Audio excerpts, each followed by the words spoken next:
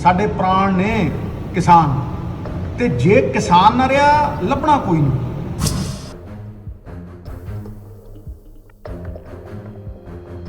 और सारे देश का ढिड भरन की जिहड़ी जिम्मेदारी है वो पंजाब ते हरियाणे के किसानों ने चुकी।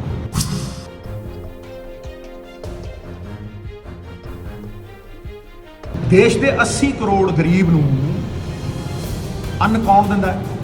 किते गलतफहमी च ना रही हो भी देश का पूंजीपति दिंदा है या सरकारां दिंदियां ने, नहीं, एक किसान दिंदा।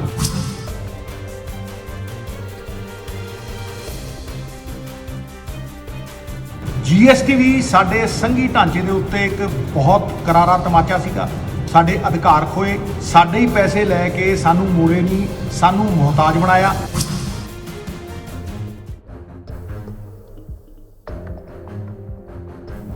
पिछले साल मंडियां तो 3600 करोड़ रुपया है, ऐतकी 4000 करोड़ आया, सब लुप्त हो जी।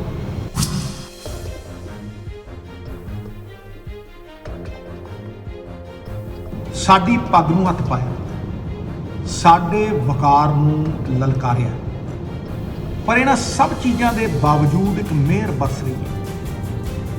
वो ये है कि 3 करोड़ पंजाबी, सारियां पोलिटिकल पार्टियां और सारियां किसान यूनियनां एक मुठ ने, एकजुट ने, आतुर ने कि पंजाब दे किसान, पंजाब की अणख, पंजाब की पछाण नूं किद्दां बचाया जाए।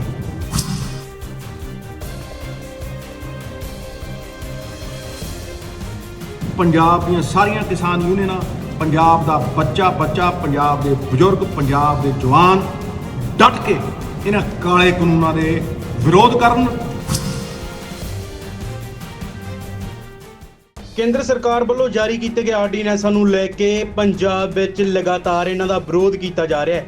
ਕਿਸਾਨ ਜਥੇਬੰਦੀਆਂ ਵੱਲੋਂ ਲਗਾਤਾਰ ਧਰਨਾ ਪ੍ਰਦਰਸ਼ਨ ਕੀਤਾ ਜਾ ਰਿਹਾ ਹੈ। ਇਸ ਦੇ ਨਾਲ ਹੀ ਕਈ ਰਾਜਨੀਤਿਕ ਪਾਰਟੀਆਂ ਵੀ ਕਿਸਾਨਾਂ ਦੇ ਹੱਕ 'ਚ ਨਿੱਤਰ ਆਈਆਂ ਨੇ, ਪਰ ਕਾਫੀ ਲੰਮੇ ਸਮੇਂ ਤੋਂ ਚੁੱਪ ਬੈਠੇ ਨਵਜੋਤ ਸਿੰਘ ਸਿੱਧੂ ਤੇ ਲੋਕਾਂ ਵੱਲੋਂ ਸਵਾਲ ਖੜੇ ਕੀਤੇ ਜਾ ਰਹੇ ਸਨ ਕਿ ਨਵਜੋਤ ਸਿੰਘ ਸਿੱਧੂ ਕਿਸਾਨਾਂ ਦੇ ਹੱਕ ਲਈ ਨਹੀਂ ਬੋਲ ਰਹੇ।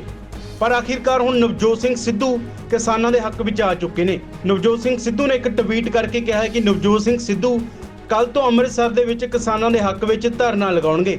ਇਸ ਦੇ ਨਾਲ ਹੀ ਨਵਜੋਤ ਸਿੰਘ ਸਿੱਧੂ ਨੇ ਆਪਣੇ YouTube ਚੈਨਲ ਤੋਂ ਲਾਈਵ ਹੋ ਕੇ ਖਰੀਆਂ ਕੇਂਦਰ ਸਰਕਾਰ ਨੂੰ ਵੀ ਸੁਣਾਈਆਂ ਨੇ। ਜੰਗੀ ਪੱਧਰ ਦੇ ਉੱਤੇ 3 ਕਾਲੇ ਕਾਨੂੰਨਾਂ ਨਾਲ ਜੂਝਦੇ ਜਾਂਬਾਜ਼ ਪੰਜਾਬੀ, ਸਵਾਲ ਪੱਗ ਤੇ ਆ ਗਿਆ, ਸਾਡੀ ਅਣਖ ਤੇ ਆ ਗਿਆ, ਸਾਡੀ ਹੋਂਦ ਤੇ ਆ ਗਿਆ, ਔਰ ਸਾਡੇ ਸਰਮਾਏ ਤੇ ਜਿਹੜਾ ਪੀੜ੍ਹੀ ਦਰ ਪੀੜ੍ਹੀ ਬਣਾਇਆ ਹੋਇਆ ਹੈ ਉਹਦੇ ਤੇ ਆ ਗਿਆ। एकजुट होके, संगठित होके लड़ाई लड़न पे आ गया, क्योंकि कश्ती डूबेगी तो डूबेंगे सारे, कोई नहीं बचेंगे साथी हमारे।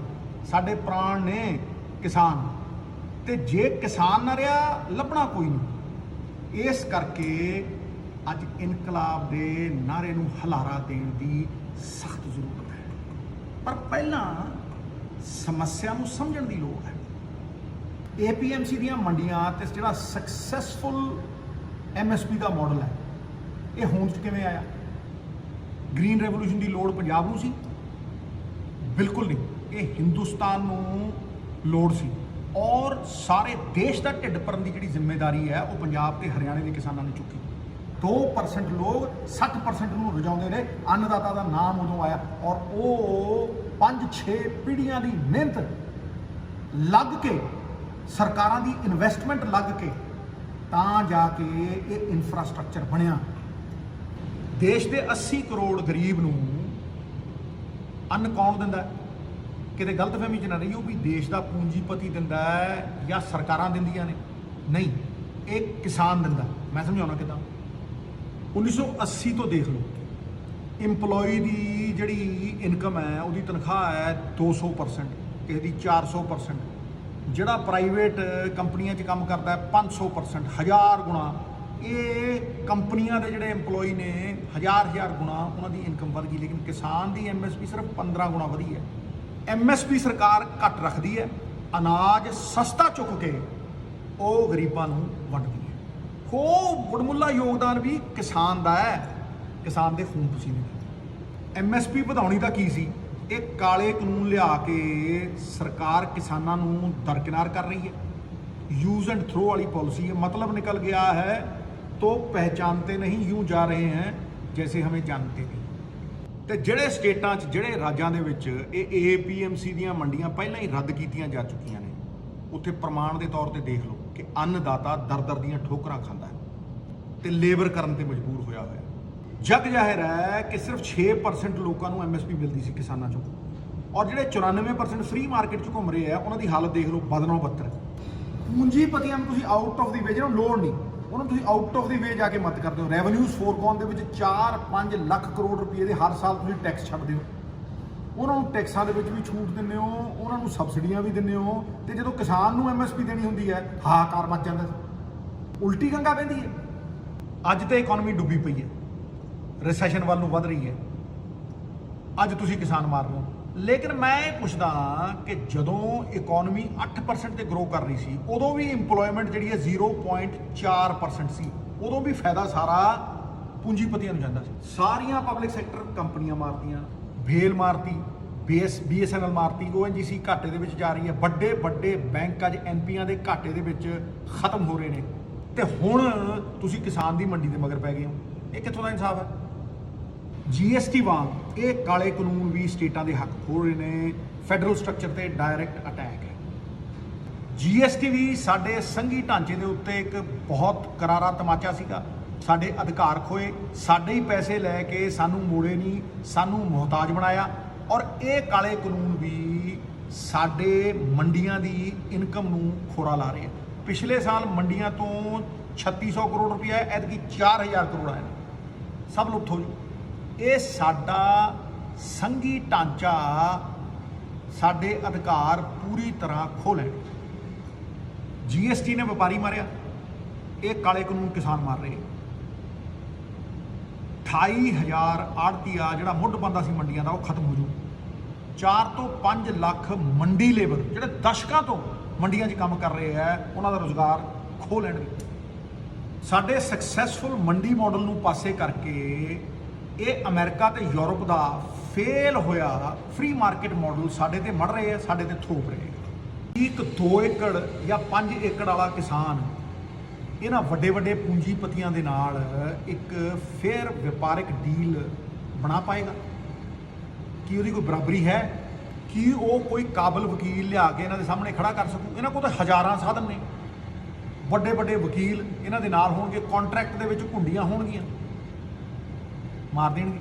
ਤੇ ਜੇ ਕੋਈ ਵਿਵਾਦ ਹੋ ਗਿਆ, ਕੋਈ ਡਿਸਪਿਊਟ ਹੋ ਗਿਆ, ਤੇ ਬੰਦਾ ਸਿਵਲ ਕੋਰਟ 'ਚ ਨਹੀਂ ਜਾ ਸਕਦਾ, ਉਹਨੂੰ DC ਜਾਂ SDM ਦੇ ਕੋਲ ਜਾਣਾ ਪਊ, ਜਿਹਨੂੰ ਦਿਸ਼ਾ ਨਿਰਦੇਸ਼ ਸੈਂਟਰ ਦੀ ਸਰਕਾਰ ਦਊਗੀ, ਔਰ ਤੁਹਾਡੇ MLA, ਤੁਹਾਡੇ ਮੰਤਰੀ ਦਰਸ਼ਨੀ ਘੋੜੇ ਬਣਾ ਕੇ ਖੜਾ ਕਰ ਦੇਣਗੇ। ਇਹ ਤੁਹਾਡੀ ਕੋਈ ਮਦਦ ਨਹੀਂ ਕਰ ਸਕਣਗੇ। ਉਹ ਹੈ ਨਾ ਧੱਕਾ। ਮੈਂ ਫੇਰ ਚੇਤਾਵਨੀ ਦਿੰਦਾ ਕਿ ਇਹ ਕਾਲੇ ਕਾਨੂੰਨਾਂ ਦਾ ਅਸਰ ਉਹਨਾਂ ਲੋਕਾਂ ਤੇ ਵੀ ਆਊ ਜਿਹੜਾ ਕਿਸਾਨ ਨਹੀਂ ਹੈ। ਫੂਡ ਇਨਫਲੇਸ਼ਨ ਆਊ, ਅੰਨ ਦੀਆਂ ਕੀਮਤਾਂ 7ਵੇਂ ਅਸਮਾਨ ਤੇ ਹੋਣਗੀਆਂ, ਔਰ ਫਾਇਦਾ ਜਿਹੜਾ ਹੈ ਉਹ ਵੱਡੇ ਪੂੰਜੀਪਤੀਆਂ ਨੂੰ ਜਾਊ, ਕਿਸਾਨ ਨੂੰ ਨਹੀਂ ਜਾਣਾ। ਲਿਖ ਲਓ, ਇਸ ਕਾਨੂੰਨ ਤਹਿਤ ਸਰਕਾਰ ਨੇ ਅੰਨ ਨੂੰ ਐਸੈਂਸ਼ੀਅਲ ਕਮੋਡਿਟੀਜ਼ ਚੋਂ ਬਾਹਰ ਕੱਢ ਦਿੱਤਾ ਹੈ, ਹੋਰਡਿੰਗ ਨੂੰ ਲੈਜੀਟਿਮਾਈਜ਼ ਕਰ ਦਿੱਤਾ ਹੈ। ਤੁਸੀਂ ਅਨਾਜ ਨੂੰ ਹੋਰਡ ਕਰੋ ਤੇ ਫਿਰ 50 ਗੁਣਾ ਜਾਂ 100 ਗੁਣਾ ਕੀਮਤਾਂ ਦੇ ਉੱਤੇ ਵੇਚੋ। ਇਹ ਤੇ ਢੇਰਗਰਦੀ ਹੈ। ਇੰਨਾ ਹੀ ਨਹੀਂ, ਇੱਕ ਹੋਰ ਘਾਤਕ ਬਿੱਲ ਤਿਆਰ ਕਰੀ ਬੈਠੇ ਹੈ, which will be the last nail in our coffin, ਖਤਮ ਕਰ ਦੂਗਾ ਪੰਜਾਬ। ਉਹ ਹੈ ਇਲੈਕਟ੍ਰਿਸਿਟੀ ਅਮੈਂਡਮੈਂਟ ਬਿੱਲ। ਉਹਦਾ ਡਰਾਫਟ ਬਣਾਈ ਬੈਠੇ ਆ, ਜਿੱਦਣ ਚਾਹਣਗੇ 2 ਦਿਨਾਂ ਦੇ ਵਿੱਚ ਉਹਨੂੰ ਪਾਸ ਕਰਕੇ ਪਰੇ ਮੰਨਗੇ, ਤੇ ਹੰਗਾਮਾ ਜ਼ਿਆਦਾ ਹੋ ਰਿਹਾ। ਉਹ ਕੀ ਹੈ ਭਾਈ? ਉਹ ਸਾਰਾ ਦਾ ਸਾਰਾ ਕੰਟਰੋਲ ਪੰਜਾਬ ਰਾਜ ਬਿਜਲੀ ਬੋਰਡ ਦਾ ਹੁਣ ਸੈਂਟਰ ਦੇ ਕੋਲ ਡਾਇਰੈਕਟਲੀ ਚਲਾ ਜਾਊਗਾ। ਔਰ ਤੁਹਾਨੂੰ ਮੈਂ ਇਹ ਦੱਸ ਦਿੰਦਾ, ਉਹਦਾ ਅਸਰ ਸਭ ਤੋਂ ਵੱਡਾ ਪੰਜਾਬ ਦੇ ਉੱਤੇ ਇਹ ਆਊਗਾ ਕਿ ਤੁਹਾਡੀਆਂ ਸਬਸਿਡੀਆਂ ਬੰਦ ਕਰ ਦੇਣਗੇ। ਉਹਦਾ ਰੂਲ ਹੈ ਕਿ ਤੁਸੀਂ ਜੇ ਕਿਸਾਨ ਨੂੰ ਸਬਸਿਡੀ ਦੇਣੀ ਹੈ, ਡਾਇਰੈਕਟ ਬੈਨੀਫਿਟ ਟ੍ਰਾਂਸਫਰ ਕਰਨਾ, ਤੁਸੀਂ ਉਹਦੇ ਬੈਂਕ ਦੇ ਵਿੱਚ ਪੈਸੇ ਪਾਉਣੇ ਆ। ਤੇ ਜਿਹੜੀ ਸਰਕਾਰ ਪਹਿਲਾਂ ਹੀ GST ਨਹੀਂ ਲੈ ਸਕੀ ਔਰ ਅੱਜ ਕਰਜ਼ਾਈ ਹੋਈ ਪਈ ਹੈ, ਉਹ 10,000 ਕਰੋੜ ਰੁਪਈਆ ਕਿਸਾਨਾਂ ਦੇ ਬੈਂਕਾਂ ਦੇ ਵਿੱਚ ਕਿੱਥੋਂ ਪਾਊ? ਖਤਮ ਕਰ ਦੇਣਗੇ ਸਾਡਾ ਸਿਸਟਮ ਸਾਰਾ, ਇਹ ਮੁਹਤਾਜ ਬਣਾ ਦੇਣਗੇ, ਹੱਥ 'ਚ ਠੂਠਾ ਦੇ ਦੇਣਗੇ। ਹੁਣ ਇਹਨਾਂ ਘਾਤਕ ਪਰਿਸਥਿਤੀਆਂ ਦੇ ਵਿੱਚ ਆਪਣੀ ਸਭ ਤੋਂ ਵੱਡੀ ਤਾਕਤ ਇਹ ਹੈ ਕਿ ਸਾਰਾ ਪੰਜਾਬ ਇੱਕ ਮੁੱਠ ਇੱਕਜੁੱਟ ਹੋ ਕੇ ਕਿਸਾਨਾਂ ਦੇ ਨਾਲ ਖੜਾ ਹੈ। ਪਰ ਇਹਦਾ ਮਤਲਬ ਇਹ ਵੀ ਨਹੀਂ ਵੀ ਸਾਡੇ ਕੋਲ ਇੱਕੋ ਹੀ ਵਿਕਲਪ ਹੈ ਵੀ ਅਸੀਂ ਰੌਲਾ ਪਾਈਏ, ਲਾਲਾ ਲਾਲਾ ਕਰੀਏ ਤੇ ਫਿਰ ਘਰ ਨੂੰ ਮੁੜ ਜਾਈਏ।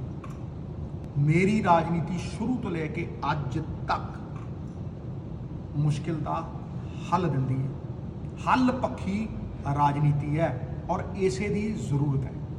ਜੇ ਕੋਈ ਪਾਰਟੀ ਰਾਸ਼ਟਰਪਤੀ ਕੋਲ ਮਤਾ ਲੈ ਕੇ ਜਾਣਾ ਚਾਹੁੰਦੀ ਹੈ ਵੀ ਇਹਨਾਂ ਬਿੱਲਾਂ ਨੂੰ ਰੱਦ ਕਰੋ, ਜੀ ਸਦਕੇ ਜਾਓ, ਪੁਰਜ਼ੋਰ ਕੋਸ਼ਿਸ਼ ਕਰੋ, ਸਾਰਾ ਪੰਜਾਬ ਤੁਹਾਡੇ ਨਾਲ ਹੈ। ਪਰ ਇਹ ਗੱਲ ਯਾਦ ਰੱਖੋ ਕਿ ਸਰਕਾਰ ਨੇ ਧੱਕੇ ਨਾਲ ਇਹ 2 ਬਿੱਲ ਪਾਸ ਕਰਾਏ ਨੇ ਔਰ ਆਪਣੇ ਪ੍ਰੈਜ਼ੀਡੈਂਟ ਕੋਲ ਭੇਜੇ ਨੇ। ਇਹ ਮੁਮਕਿਨ ਨਹੀਂ ਕਿ ਪ੍ਰੈਜ਼ੀਡੈਂਟ ਪਾਸ ਨਾ ਕਰੇ, ਮੀਅਰ ਫਾਰਮੈਲਿਟੀ ਹੈ ਮੇਰੇ ਹਿਸਾਬ ਦੇ ਨਾਲ।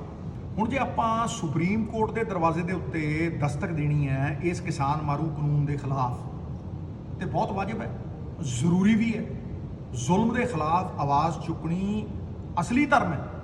ਲੇਕਿਨ ਇੰਨਾ ਯਾਦ ਰਹੇ ਕਿ ਸਰਕਾਰੀਆ ਕਮਿਸ਼ਨ ਪਿੱਟਦਾ ਮਰ ਗਿਆ। ਸਰਕਾਰੀਆ ਕਮਿਸ਼ਨ ਸਭ ਤੋਂ ਵੱਡਾ ਰਖਵਾਲਾ ਹੈ ਸਟੇਟਾਂ ਦੀਆਂ ਤਾਕਤਾਂ ਦਾ, ਫੈਡਰਲ ਸਟਰਕਚਰ ਦਾ। ਉਹ ਪਿੱਟਦਾ ਮਰ ਗਿਆ ਕਿ ਭਾਈ ਐਂਟਰੀ 3334 ਕੌਨਕਰੈਂਟ ਲਿਸਟ, ਜਿਹੜੀ ਸਾਂਝੀ ਲਿਸਟ ਹੈ ਸਟੇਟ ਤੇ ਸੈਂਟਰ ਦੀ, ਉਹ ਪਾਵਰ ਦਿੰਦੀ ਹੈ ਸੈਂਟਰ ਨੂੰ ਐਗਰੀਕਲਚਰ ਦੇ ਉੱਤੇ ਕੋਈ ਲਾਅ ਬਣਾਉਣ ਦੀ। ਔਰ ਇਹ ਬੜਾ ਘਾਤਕ ਹੈ।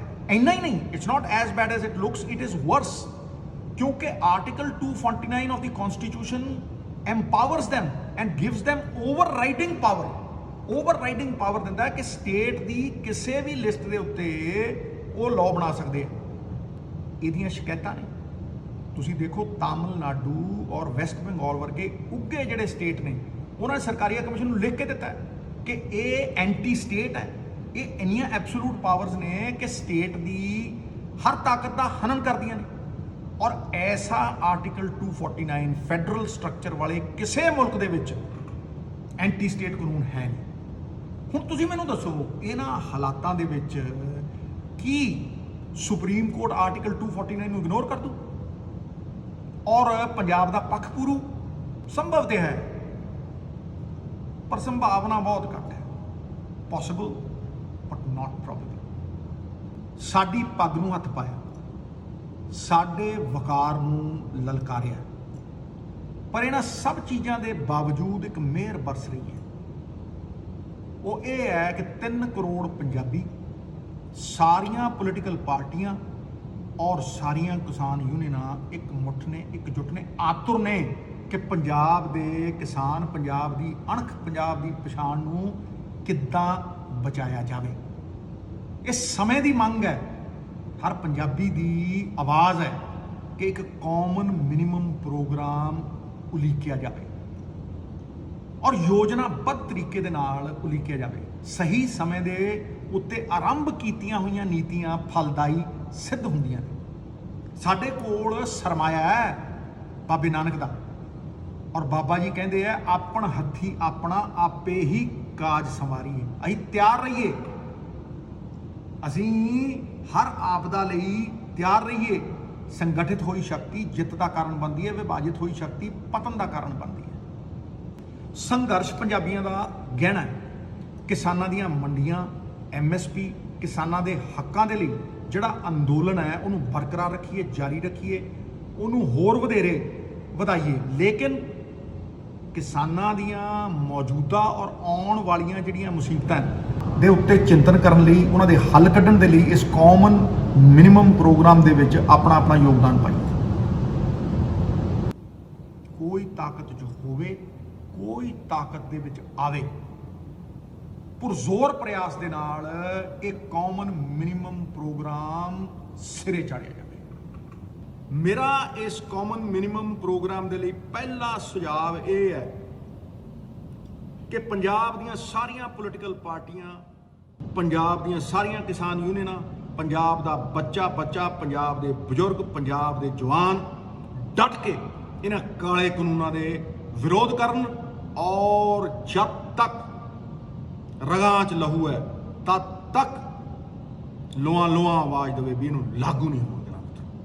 ਮੇਰਾ ਦੂਸਰਾ ਸੁਝਾਅ ਇਹ ਹੈ, ਪਿਆਰੇ ਪੰਜਾਬੀਓ, ਪੰਜਾਬ ਸੈਂਕੜੇ ਕਰੋੜਾਂ ਦੀਆਂ ਦਾਲਾਂ, ਆਟਾ ਦਾਲ ਸਕੀਮ ਵਾਸਤੇ ਬਾਹਰੋਂ ਇੰਪੋਰਟ ਕਰਦਾ। ਤੁਸੀਂ ਕਿਸੇ ਯੂਨੀਵਰਸਿਟੀ ਨੂੰ ਦੇਖ ਲਓ, Punjab university, Punjab agriculture university, Punjabi university, ਫਾਈਲਾਂ ਹੀ ਪਈਆਂ, ਰਿਪੋਰਟਾਂ ਬਣ ਕੇ। ਜਿੰਨੇ ਐਕਸਪਰਟ ਨੇ ਸਾਰੇ ਕਹਿੰਦੇ ਨੇ ਕ੍ਰੌਪ ਡਾਈਵਰਸੀਫਿਕੇਸ਼ਨ ਕਰੋ, ਭਾਈ ਸਬਜ਼ੀਆਂ ਲਾਓ, ਫਰੂਟ ਲਾਓ, ਆਇਲ ਸੀਡ ਲਾਓ, ਇਹ ਸਾਰੀਆਂ ਚੀਜ਼ਾਂ ਤੁਸੀਂ ਲਾਓ। ਲੇਕਿਨ ਕਿਸਾਨ ਬਹੁਤ ਸਿਆਣਾ ਹੈ, ਕਿਸਾਨ ਝੋਨਾ ਤੇ ਕਣਕ ਇਸ ਕਰਕੇ ਲਾਉਂਦਾ ਹੈ ਕਿਉਂਕਿ ਉਹਨੂੰ ਉੱਥੇ ਐਮਐਸਪੀ ਮਿਲਦੀ ਹੈ। ਹੁਣ ਮੇਰਾ ਇਹ ਮੰਨਣਾ ਹੈ ਕਿ ਜੇ ਪੰਜਾਬ ਸਰਕਾਰ ਮਿਲਕਫੈਡ ਰਾਹੀਂ ਦੁੱਧ ਦੇ ਉੱਤੇ ਐਮਐਸਪੀ ਦੇ ਸਕਦੀ ਹੈ ਔਰ ਹਿਮਾਚਲ ਦੀ ਸਰਕਾਰ ਸੇਬਾਂ ਦੇ ਉੱਤੇ ਕਿਸਾਨ ਨੂੰ ਅਸ਼ੋਰਡ ਇਨਕਮ ਐਮਐਸਪੀ ਦੇ ਸਕਦੀ ਹੈ, ਤੇ ਫਿਰ ਭਾਈ ਦਾਲਾਂ ਹੋਣ, ਚਾਹੇ ਆਇਲ ਸੀਡ ਹੋਣ, ਚਾਹੇ ਫਰੂਟਸ ਹੋਣ, ਚਾਹੇ ਵੈਜੀਟੇਬਲਸ ਹੋਣ, ਇਹਨਾਂ ਉੱਤੇ ਐਮਐਸਪੀ ਕਿਉਂ ਨਹੀਂ ਦੇ ਸਕਦੀ? ਮੇਰਾ ਇਹ ਮੰਨਣਾ ਹੈ ਕਿ ਪੰਜਾਬ ਸਰਕਾਰ ਹੋਲਡਿੰਗ ਕੈਪੈਸਿਟੀ ਦੇਵੇ ਕਿਸਾਨ ਨੂੰ, ਕੋਲਡ ਸਟੋਰੇਜ ਬਣਾਵੇ ਜਿੱਥੇ ਉਹ ਆਪਣੀ ਉਪਜ ਨੂੰ ਸਟੋਰ ਕਰ ਸਕੇ ਔਰ ਵੱਡੇ ਪੂੰਜੀਪਤੀਆਂ ਦੇ ਅੱਗੇ ਗੋਡੇ ਨਾ ਟੇਕੇ। ਔਰ ਇਸੇ ਤਰੀਕੇ ਮੈਂ ਵਿਨਮਰ ਬੇਨਤੀ ਕਰਦਾ ਸਾਰੀਆਂ ਯੂਨੀਅਨਾਂ ਨੂੰ ਕਿ ਉਹ ਆਪਣੇ ਸੁਪਨੇ ਸਾਕਾਰ ਕਰਨ। ਉਹਨਾਂ ਦਾ ਜਿਹੜਾ ਏਜੰਡਾ ਸੀ ਕਈ ਦਸ਼ਕਾਂ ਪੁਰਾਣਾ ਕਿ ਉਹ ਕੋਆਪਰੇਟਿਵ ਬਣਾਉਣ, ਜਿਹੜਾ ਕੋਆਪਰੇਟਿਵ ਅਮੂਲ ਦੇ ਨਾਮ ਦੇ ਵਿੱਚ ਐਡਾ ਸਕਸੈਸਫੁਲ ਹੋਇਆ, ਮਹਾਰਾਸ਼ਟਰ ਦੇ ਵਿੱਚ ਐਡੇ ਸਕਸੈਸਫੁਲ ਹੋਏ ਨੇ, ਉਹ ਕੋਆਪਰੇਟਿਵ ਬਣਾਉਣ, ਕਿਸਾਨਾਂ ਨੂੰ ਆਪਣੇ ਹਿੱਸੇਦਾਰ ਬਣਾਉਣ, ਭਾਗੀਦਾਰ ਬਣਾਉਣ ਔਰ ਹੱਕਾਂ ਦੇ ਕਿਸਾਨ ਦੇ ਰਖਵਾਲੇ ਬਣਨ ਔਰ ਉਹਨਾਂ ਨੂੰ ਅਸ਼ੋਰਡ ਇਨਕਮ ਵਾਸਤੇ ਸੈਂਟਰ ਮੂਰੇ ਔਰ ਵੱਡੇ ਪੂੰਜੀਪਤੀਆਂ ਮੂਰੇ ਝੁਕਣਾ ਨਾ ਪਵੇ, ਮੁਹਤਾਜ ਨਾ ਹੋਣਾ ਪਵੇ। ਆਪਣਾ ਮੁਕੱਦਰ ਉਹਨਾਂ ਦੇ ਹੱਥ ਦੇ ਵਿੱਚ ਰਹੇ, ਸਟੇਟ ਗਵਰਨਮੈਂਟ ਉਹਨਾਂ ਨੂੰ ਸਟੋਰੇਜ ਕੈਪੈਸਿਟੀ ਦੇਵੇ, ਉਹਨਾਂ ਨੂੰ ਅਸ਼ੋਰਡ ਇਨਕਮ ਦੇਵੇ ਤਾਂ ਕਿ ਕਿਸਾਨ ਕਦੇ ਮੁਹਤਾਜ ਨਾ ਹੋਵੇ ਔਰ ਬਰਾਬਰੀ ਦੇ ਉੱਤੇ ਅੱਖਾਂ 'ਚ ਅੱਖ ਪਾ ਕੇ ਖੜੇ, ਤੇ ਕਿਸਾਨ ਪੰਜਾਬ ਦੀਆਂ ਆਪਣੀਆਂ ਪੁਸ਼ਤੈਨੀ ਮੰਡੀਆਂ ਦਾ ਤੇ ਐਮਐਸਪੀ ਦਾ ਪੂਰਾ ਲਾਹਾ ਲੈ ਸਕੇ। ਅੱਜ ਤੋਂ 2 ਸਾਲ ਪਹਿਲਾਂ ਮੈਂ ਰਾਤਾਂ ਜਾਗ ਕੇ ਪੁਰਜ਼ੋਰ ਮਿਹਨਤ ਕਰਕੇ ਇਹੋ ਜਿਹੇ ਕਈ ਸੁਝਾਅ ਕਿਸਾਨਾਂ ਦੇ ਹੱਕ ਦੇ ਪੰਜਾਬ ਸਰਕਾਰ ਦੀ ਬਣਾਈ ਹੋਈ ਹੱਕ ਕਮੇਟੀ 'ਚ ਦੇ ਚੁੱਕੇ ਤਾਂ ਕਿ ਅਸੀਂ ਆਪਣੇ ਮੁਕੱਦਰ ਨੂੰ ਆਪਣੇ ਹੱਥਾਂ 'ਚ ਰੱਖ ਸਕੀਏ, ਨਾ ਕਿ ਸੈਂਟਰ ਦੇ ਜਾਂ ਕਿਸੇ ਪੂੰਜੀਪਤੀ ਦੇ। ਬਹਾਦਰ ਕਦ ਕਿਸੇ ਦਾ ਆਸਰਾ ਅਹਿਸਾਨ ਲੈਂਦੇ ਨੇ, ਉਸੇ ਨੂੰ ਕਰ ਗੁਜ਼ਰਦੇ ਨੇ ਜੋ ਮਨ ਵਿੱਚ ਠਾਣ ਲੈਂਦੇ ਨੇ। ਮਿੱਤਰੋ, ਲੜਾਈ ਜਿੰਨੀ ਜੋਸ਼ ਦੀ ਹੈ ਓਨੀ ਹੋਸ਼ ਦੀ ਹੈ। ਸਾਹਮਣੇ ਵਾਲਾ ਸ਼ਾਤਰ ਹੈ ਪਰ ਦਿਆਂਗੇ ਸ਼ੈ ਮਾਤ। ਮੈਂ ਕੱਲ ਨੂੰ ਸੜਕ ਤੇ ਉਤਰੂ ਆਪਣਾ ਤਿਲ ਫੁੱਲ ਪਾਉਂ। सरफरोशी की तमन्ना अब हमारे दिल में है, देखना है जोर कितना बाजुए कातिल में है। वक्त आने पे बता देंगे तुझे ऐ आसमां, हम अभी से क्या बताएं क्या। Bureau report D5 channel Punjabi. D5 channel Punjabi हुणे सबसक्राइब करो, बैल आइकन ते क्लिक करो।